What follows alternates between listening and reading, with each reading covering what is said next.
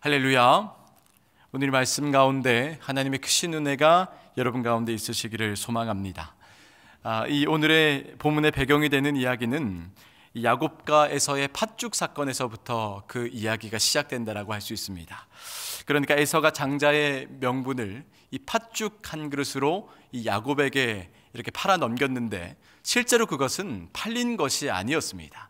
왜냐하면은 이삭이 죽기 전에 자신들의 자손들을 모아놓고 축복을 하려고 했을 때 바로 에서에게 그 축복을 하려 했기 때문이죠. 그런데 야곱은 자신이 이 팥죽 사건을 통해서 그 축복을 얻은 그 간절함을 가지고 이번에는 형 에서와 같이 변장을 해서 그 아버지 이삭에게 이 축복권을 얻어내는 그런 모습을 통하여서 오늘의 이 말씀의 배경이 시작된다라고 보시면 될 것 같습니다. 사실 이 본문을 보고 있노라면은 이 야곱이라는 인물이 어떻게 하면은 그 형이 가지고 있는 축복을 내가 빼앗아 올 수 있을까라고 고민하는 그런 모습을 볼 수 있게 되고, 그리고 창세기의 기자가 이 상속의 이야기를 풀어가는 과정 속에서 이 본문의 이 보통의 상식으로는 조금 이해되지 않는 그런 이제 모습을 우리가 바라볼 수 있게 됩니다. 뿐만 아니라 하나님의 섭리라는 것을 좀 이해하지 못하시는 분들이 이 본문을 바라봤을 때에는 약간의 오해의 소지도 있는 것을 우리는 살펴볼 수 있게 됩니다. 오늘 본문에서 비춰지고 있는 이 야곱의 행동은 절대 옳은 일이다라고 여길 수 없는 일이죠. 또한 이삭 역시 본문에서 자신의 첫째 아들인 이 에서를 착각하고 제대로 알아보지 못하고 이 축복권을 이 에서가 아닌 이 야곱에게 넘겨줬다라는 것을 통해서 바로 자신의 아들 에서의 그 분노를 더욱더 자극했다라는 것을 통해서 그 이삭의 안일한 모습까지도 우리는 발견할 수 있게 된다라는 겁니다. 이삭은 창세기 25장 23절 말씀을 통하여서 하나님께서 리브가를 통해서 예언했던 말씀이 있었죠. 무엇이었습니까? 큰 자가 작은 자를 섬기리라는 말씀도 있었고, 그리고 에서가 헷 족속의 딸들과 이렇게 결혼했던 그런 이제 모든 사건까지도 무시하면서까지 에서를 축복하기를 원했습니다. 이 창세기의 전반적인 흐름을 살펴보시면은 이삭은 에서를 사랑했고, 그리고 리브가는 야곱을 사랑했습니다. 그리고 이것은 에서 역시 마찬가지였죠. 31절 말씀을 보시면은 에서가 사냥을 하고 돌아와서 자신의 아버지에게 드릴 것을 정성껏 만들어서 아버지에게 드려서 이제는 축복을 달라라고 이야기합니다. 그런데 지금까지의 창세기의 전반적인 흐름과는 이 전혀 엉뚱한 이야기가 지금부터 펼쳐지고 있는데, 바로 이러한 행동을 보이는 이삭의 모습은 매우 안일한 모습이다라는 것을 우리는 살펴볼 수 있게 된다라는 겁니다. 결론적으로 이삭은 리브가가 만든 그 음식을 맛있게 먹고 에서가 아닌 야곱을 축복하게 됩니다. 근데 여러분, 여기서 말하고 있는 야곱의 축복이라는 것은 이 단순한 축복을 뛰어넘은 야곱이 이 땅에 살아가면서 누리게 될 모든 땅의 축복과 더불어서, 그리고 야곱의 후손으로부터 예수 그리스도가 오심으로 그로 인해 받게 되는 그 모든 축복을 말하고 있는 것이죠. 바로 이것에 대해서 히브리서 기자는 히브리서 11장 20절에 이렇게 전합니다. 믿음으로 이삭은 장차 있을 일에 대하여 야곱과 에서에게 축복하였으며. 뭐라고 전합니까? 믿음으로 이삭은 장차 야곱과 에서를 축복하게 된다라고 전합니다. 그러니까 지금 행하는 모든 일들이 믿음 가운데 행하진 일이다라고 전해주고 있는 것이죠. 27장에 나오는 이 핵심적인 단어는 여러분들이 많이 읽으셔서 아시겠지만은 바로 축복이라는 단어입니다. 이 축복의 어근은 바로 바라크라는 것인데, 바로 이 장에서 이 바라크라는 축복의 어근이 무려 22회나 등장하고 있습니다. 그러니까 이 축복이라는 주제, 이것에 해당되는 주인공은 바로 에서가 되었어야 하는데, 그런데 야곱이 이삭의 축복을 받고 나가자마자 바로 에서가 들어오게 됩니다. 그리고 아버지께 드릴 별미를 만들어서 아버지 앞에 나아가서 아버지, 이제 저에게 축복을 주십시오라고 말하자 이삭이 심히 떨며, 오늘 말씀 33절입니다. 함께 읽어보겠습니다. 이삭이 심히 크게 떨며 이르되 그러면 사냥한 고기를 내게 가져온 자가 누구냐? 내가 오기 전에 내가 다 먹고 그를 위하여 축복하였은즉 그가 반드시 복을 받을 것이니라. 아멘. 이삭이 느끼는 비통함은요, 단순히 이삭만 느끼고 있는 것이 아니라 에서도 동일한 그 비통함을 느끼고 있다는 것입니다. 이것은 성경 33절에서는 이삭이 심히 크게 떨며라고 전하고 있지만은, 그러나 그 다음 절인 34절에서는 에서가 소리내어 울며라고 전하고 있습니다. 자, 여기서 사용된 각각의 동사에는 바로 동일한 히브리어 목적격이 사용된 것을 우리가 발견할 수 있는데요, 바로 이것을 통하여서 에서가 느끼는 감정이나 이삭이 느끼는 그 비통한 감정이나 동일한 감정을 지금 이들이 느끼고 있구나라는 것을 알 수 있게 되는 것이죠. 그러니까 이삭도 에서도 매우 화가 나고 매우 비통한 가운데 내게도 축복해달라라고 말하는 그 에서의 말에 이삭이 할 수 있는 말은 바로 35절에서 이삭이 이르되 내 아우가 와서 속여 너의 복을 빼앗았도다 라고 이야기하고 있는 것입니다. 자, 여기에서 말하고 있는 그 속여라는 것에 해당하는 히브리어 부미르마라는 것은 누군가를 그 거짓말을 믿도록 하는 것이라는 의미로 사용되는 거죠. 그러니까 지금 에서는 야곱의 이름을 속이는 자라고 이야기를 하고 있는 것입니다.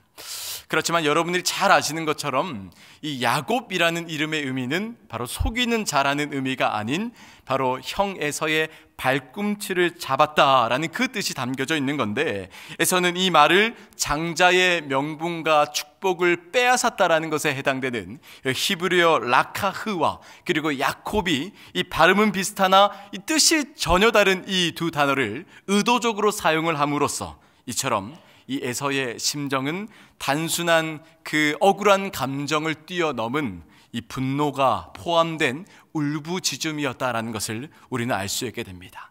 그제서야 에서는 야곱이 자신의 아버지를 속여서 자신의 그 복을 가로챈 것을 알고 대성통곡하며 이야기하지만은, 이삭은 오늘 말씀 37절에 이렇게 전합니다. 이삭이 에서에게 대답하여 이르되 내가 그를 너의 주로 세우고 그의 모든 형제를 내가 그에게 종으로 주었으며 곡식과 포도주를 그에게 주었으니 내 아들아 내가 내게 무엇을 할 수 있으랴, 이렇게 대답하고 있는 겁니다. 여러분, 우리가 이것을 통해서 알 수 있는 것은 현재 이삭은 야곱에게 자신이 스스로가 했던 그 축복을 변경할 마음이 전혀 없는 거죠. 그러니까 지금 그 축복을 취소할 시도조차 하고 있는 것이 아닙니다. 그것은 이삭은 야곱에게 자신의 말로서 축복을 전했지만은 본질적으로 그것은 하나님의 이름으로서 축복한 것이기 때문에 법적인 효력이 분명히 있는 것이었죠. 그렇기 때문에 따라서 이삭에게는 이것을 취소할 수 있는 권한이 없었다라는 거죠. 왜냐하면 이 신탁이라는 것의 본질은 우리의 인간의 힘으로 절대 취소할 수 없는 것이기 때문에 지금 이삭은 야곱에게 한 그 축복을 돌이킬 수 없는 방법이 없었다라는 겁니다. 여러분, 이것은 마치 이 사사기의 11장에 나오는 입다의 서원과도 비슷하라는 것입니다. 누구든지 내 집문에 나와서 나를 영접하는 그는 내가 그를 번제물로 드리겠나이다 라고 서원한 그 입다의 서원. 여러분, 서원이 무엇입니까? 이 서원이라는 것은 바로 여호와 앞에서 한 맹세를 서원이라고 하는 것입니다. 자, 그렇다면은 여호와 앞에서 한 맹세인 이 서원을 우리 인간의 힘으로 바꾸거나 취소할 수 있는 권한이 우리들에게 과연 있을까요? 여러분, 이것은 불가능하다라는 겁니다. 그래서 민수기 30장 2절에는 이렇게 전합니다. 자, 함께 읽어보도록 하겠습니다. 사람이 여호와께 서원하였거나 결심하고 서약하였으면 깨뜨리지 말고 그가 입으로 말한 대로 다 이행할 것이니라. 야곱에 대한 이삭의 축복은 여호와 앞에서 행해진 축복입니다. 그러니까 이삭도 안 겁니다. 무엇을 알았냐면은 바로 이 야곱이 그 축복을 받을 수 있는 축복의 수령자였구나. 그리고 자신이 축복한 그 축복권을 그 사회적인 법적인 어떠한 방법으로도 취소할 수 없겠구나라는 것을 우리는 이 본문을 통해서 알 수 있게 된다는 겁니다. 그뿐만이 아닙니다. 이삭이 이 야곱이 축복을 받았다라는 것을 더욱더 강조하기 위하여서 이 37절에 자신이 사용하고 있는 독특한 화법이 있는데 이렇게 전하죠. 주로서 내가 그를 임명했다. 그리고 거의 모든 형제를 내가 넘겨줬다. 그뿐만이 아닙니다. 곡식과 포도주로 내가 그에게 주었으니. 그러니까 이러한 독특한 합법을 통해서 우리가 또한 알 수 있는 것이 무엇이냐면은 이 구절에서는 이삭의 어떠한 행동보다는 야곱이 누구인지, 그리고 야곱이 무엇을 가지고 있는지에 초점을 맞추고 있다는 겁니다. 그러니까 이런 겁니다. 에서가 더 이상 무엇을 요구해봤자 에서에게 들어줄 것이 없다는 거죠. 이삭이 야곱을 축복할 때는 단 한순간 또 절제하지 않았습니다. 그렇기 때문에 이 에서가 아버지에게 와서 나에게도 축복해달라는 그 말에 지금 이삭은 침묵으로 일관할 수밖에 없었다라는 거죠. 뿐만 아닙니다. 그를 너의 주로 세우고 라는 말을 강조함으로써 앞으로 에서가 살아갈 인생의 모든 순간에 이제 야곱의 종으로서의 삶을 살게 될 것이다 라는 것을 강조하고 있는 거죠. 에서는 이렇게 얘기합니다. 그 야곱의 이름 뜻 그대로 나를 속여서 이 축복을 빼앗아 갔구나 라고 말하면서 이제는 38절 말씀에 에서가 아버지에게 이르되 내 아버지여, 아버지가 빌 복이 이 하나뿐이리이까 내 아버지여 내게 축복하소서, 내게도 그리하소서 하고 소리를 높여 울었다라고 전하고 있는 것입니다. 에서가 부르짖고 성토하며 이 분노에 가득 찬 모습은 성경에 많이 찾아볼 수 있습니다. 근데 여러분도 잘 아시겠지만은 지금 에서가 자신에게 주어졌던 그 장자권에 대해서 정말 내가 소홀하게 생각했구나, 내가 이것을 너무나 쉽게 생각했구나라는 그 반성을 적고 있는 구절은 단 한순간도 찾아볼 수 없게 된다는 거죠. 뿐만 아닙니다. 당장에 손에 쥘 것에 자신의 마음을 빼앗겨서 조상들에게 약속하신 그 하나님의 약속을 너무나 쉽게 생각한 것에 대한 스스로를 자책하는 모습은 성경 어디에도 나오고 있지 않다라는 것, 이것이 참으로 안타까운 에서의 모습이라는 겁니다. 그러면서 아버지여 내게 축복하소서, 내게도 그리하소서라는 그 말에 39절에 그 아버지 이삭이 그에게 대답하여 이르되 내 주소는 땅의 기름짐에서 멀고 내리는 하늘 이슬에서 멀 것이며 라고 이삭은 대답합니다. 여러분, 여기서 말하고 있는 바로 기름짐이라는 것과 이슬이라는 것 앞에 붙은 이 히브리어 전치사 맴이라는 것을 뜨다라고 번역을 하거든요. 그러니까 이게 어떤 뜻이 되냐면은 에서가 살아가는 땅에는 이슬이 내리지 않아서 이 결과적으로 이 농작물을 재배하는데 큰 어려움이 있을 것이다 라는 것을 우리가 여기서 통해서 알 수 있게 되는 겁니다. 자, 그런데 참으로 이상한 것은 이 말씀, 비슷한 말씀이 앞구절에서 등장을 하게 되는데 창세기 27장 28절에서는 이렇게 전합니다. 자, 함께 읽어보도록 하겠습니다. 하나님은 하늘의 이슬과 땅의 기름짐이며 풍성한 곡식과 포도주를 내게 주시기를 원하노라. 바로 이 말씀은 이삭이 야곱을 축복할 때 사용했던 말씀입니다. 그러니까 지금 오늘 에서에게 축복하는 말씀이나 야곱에게 축복하는 말씀이 거의 흡사하구나라는 것을 우리는 볼 수 있지만은, 그러나 그 실상을 살펴보면은 에서에게 한 축복은 그 속은 텅 비어있는 축복에 불과했구나라는 것을 우리는 알 수 있게 된다는 겁니다. 뿐만 아니라 40절에는 너는 칼을 믿고 생활하겠고 내 아우를 섬길 것이며 내가 매임을 벗을 때에는 그 멍에를 내 목에서 떨쳐버리리라 하였더라, 이렇게 전합니다. 에서의 인생이 칼을 의지하고 살게 된다는 것은 평생을 전쟁과 약탈을 일삼는 삶을 살게 될 것이고, 그리고 너의 아우를 섬기게 될 것이다 라는 이 말은 바로 에서의 자녀들이 바로 야곱의 후손들의 그 평생의 종노릇하며 살아가게 될 것이다 라는 그런 말씀을 전하고 있는 거죠. 자신의 아버지 이삭을 통해서 이런 저주와 같은 축복을 듣게 된 에서는 우리가 오늘은 살펴보지 않았지만은 바로 내일 이어질 본문 41절에 자신의 동생인 야곱을 죽이기 위한 계획을 세우게 됩니다. 당연히 화가 나고 분노가 일어나게 되어서 주체하지 못하게 된다는 거죠. 이렇게 울며 축복을 구한 에서에게는 빈 껍데기만의 축복이 남아 있었을 뿐입니다. 다만 야곱 목에 맨 멍에를 그가 부술 날이 있을 것이다라는 약속만이 지금 복수심에 활활 붙어있는 이 에서에게 아주 작은 위안거리가 되었다라는 거죠. 실제로 이 에서의 나라인 에돔이 바로 여호람 왕 시절에 바로 이스라엘의 지배로부터 해방이 되어서 그 이후에 지속적으로 이스라엘을 괴롭히는 이 주변국이 되었다라는 것은 사실입니다. 여러분, 그렇다면 다르게 본문을 한번 생각해 보겠습니다. 야곱과 리브가 그의 형이라고 할 수 있고 그리고 그의 아들이라고 할 수 있는 그 에서의 마음에 그 분노와 증오의 마음을 심겨주면서까지 축복을 가로채는 것이 과연 옳은 일이었을까요? 우리의 번영을 위하여서 남을 희생시키고 남을 탓하면서 남의 마음에 상처를 주면서까지 우리의 번영을 가져오는 그 행동이 바로 옳은 행동이었을까요? 여러분, 그것은 절대 그럴 수 없다라는 것입니다.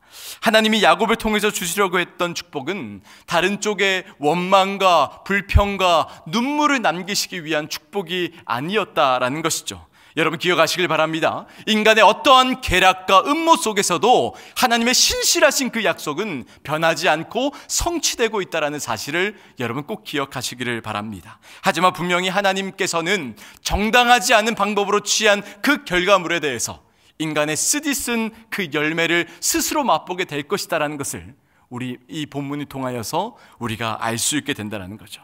그렇다면 왜 하나님은 어떻게 보면 가장 억울하고 분한 가운데 있는 그 에서는 축복하지도 않으시면서 가장 치졸하고 가장 약삽한 이 야곱에게만 축복을 내리셨을까요? 여러분 여기서 바라보셔야 할 것은 가장 큰 일의 차이는 이들이 끝까지 하나님을 의지하는가 아니면 의지하지 않고 있는가에 그 차이가 있다는 것입니다. 만약에 에서가 억울한 중에서도 끝까지 하나님을 붙잡았다면은 바로 에서는 평생에 하나님께 복을 받았을 것입니다. 왜냐하면 하나님은 절대로 억울하고 상한 심령 가운데 나오는 자들을 결코 외면하시는 분이 아니시기 때문이죠. 그러나 야곱은 이렇게 약삭빠르고 치졸했지만은 하나님을 끝까지 놓지 않았기 때문에 그의 평생에 이런 모습을 연단받게 되었고, 그리고 하나님의 형상으로 변화되는 그런 놀라운 과정을 겪게 되었다는 것이죠. 하나님의 방법은 때로는 우리의 인간의 생각으로는 이해할 수 없을 때가 많이 있습니다. 여러분, 그러한 상황 가운데서도 내 마음이 어렵고 연약해지고 힘들다고 해서 교회를 떠나거나 하나님을 떠나거나 하나님을 원망하는 그런 삶이 아니라 우리가 그때에도 끝까지 하나님을 붙잡고 의지하는 삶을 살아야 한다는 것이 오늘의 본문을 통하여서 우리에게 주는 메시지라는 것입니다. 사랑하는 성도 여러분, 인간의 상식으로는 도저히 이해가 되지 않는 오늘의 본문의 메시지를 통해서 하나님은 어떤 분이심을 우리가 알아야 할까요? 여러분, 하나님은 에서에게 장자권을 주지 않으시고 야곱에게 그 장자권을 주십니다. 그런데 성경 전체를 살펴보면요, 이스마엘이 아닌 이삭에게, 그리고 르우벤이 아닌 요셉에게, 그리고 므낫세가 아닌 에브라임에게 장자의 명분이 주어집니다. 이 시간에 고린도전서 1장 26절 말씀입니다. 함께 그 말씀을 읽어보도록 하겠습니다.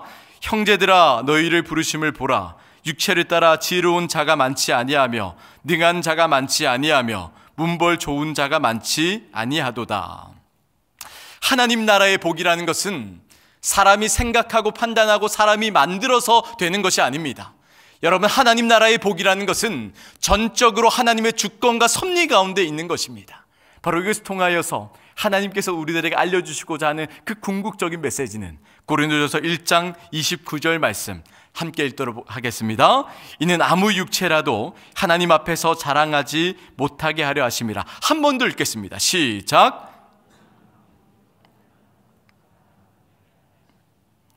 모든 것을 빼앗긴 에서는 분노하며 분통하며 지금 자신의 그 야곱에 대해서 사기꾼이다, 속임수다라고 그렇게 평가를 합니다. 그런데 실제로 이 에서에 대한 평가는 히브리서 12장 16절에 이렇게 전합니다. 음행하는 자와 혹 한 그릇 음식을 위하여 장자의 명분을 판 에서와 같이 망령된 자가 없도록 살피라. 이 말씀은 하나님의 말씀을 붙잡지 아니하고 주께서 우리들에게 맡기신 그 사명과 소명을 온전히 이행하지 않았던 그 에서를 꾸짖는 말입니다. 우리도 에서처럼 때로는 원통함에 분노하며 눈물 쏟을 때가 있습니다. 자신의 감정을 올바로 추스리지 못하고 나의 입장에서만 남을 판단하고 생각하며 나의 잘못인데 내 탓이 아니요 남의 탓입니다 말할 때가 너무나 많이 있다는 것입니다. 오늘 말씀에 비추어서 우리가 에서와 같은 모습이 되지 않으려면은 나 자신의 모습을 먼저 돌아봐야 합니다. 혹여나 하나님의 약속하신 그 영광의 기업을 내가 온전히 이행하고 있는지, 그리고 혹시나 후회되는 상황 앞에, 원망되는 상황 앞에 낙심하거나 하나님을 떠나려고 하고 있진 않는지 기억하시길 바랍니다. 우리의 억울함을 신원하시는 그 하나님 앞에 간절하게 기도하며 끝까지 하나님을 붙잡고 살아가야 하는 것이, 그것이 하나님을 사랑하는 신자로서 마땅히 해야 되는 모습이라는 것, 이 시간 우리의 모습을 돌아봤으면 좋겠습니다. 우리의 삶을 돌아봤으면 좋겠습니다. 하나님이 충분히 많은 것들을 우리에게 퍼부어 주셨는데, 그 은혜의 강가로 우리들에게 퍼부어 주셨는데, 근데 우리는 매 순간 부족하다, 작다라고 여기며 하나님 앞에 불만불평하며 살아가고 있는 것은 우리들의 모습은 아닌지, 그리고 하나님의 영광을 위해서 이렇게 해야 될 일이 많음에도 불구하고 이 정도면 되지 않았습니까? 이 정도면 됐지 않겠습니까? 라고 여기며 너무나도 안일하게, 너무나도 교만하게 지금 나의 사역을 대하고 있지는 않는지, 그리고 힘들고 억울한 일을 당했다고 너무나 쉽게 교회와 그리고 하나님을 떠나려고 준비하고 있는 것이 우리의 모습은 아닌지, 사랑하는 성도 여러분, 오늘 이 새벽에 억울한 중에서도 끝까지, 우리가 어떠한 상황에 놓여 있을지라도 끝까지 하나님만을 붙잡고 살아가시는 귀한 은혜가 여러분 각자의 삶 가운데 있으시기를 주님의 이름으로 축원드립니다. 이 시간에 함께 기도하며 나아가기를 원합니다. 먼저 기도하실 때에 오늘의 말씀을 붙잡고 기도하겠습니다. 하나님, 어떤 상황에 놓여 있을지라도 주님만 따르겠습니다. 주님만 붙잡겠습니다. 주님만 의지하겠습니다. 우리와 날마다 함께하여 주시옵소서라고 기도합시다. 그리고 오늘 있을 주 예배 가운데 성령 하나님의 동행하심이 있게 하여 주시고, 예배에 나오는 모든 심령들 위해 아버지 하나님의 온전한 사랑과 복이 있게 하여 주시옵소서라고 이 시간에 이 기도의 제목 가지고 주여 한번 부르짖고 함께 기도하며 나아가겠습니다. 주여, 하나님 감사합니다. 주님의 크신 사랑과 은혜로서 우리를 이 자리에 불러주시고 하나님의 은혜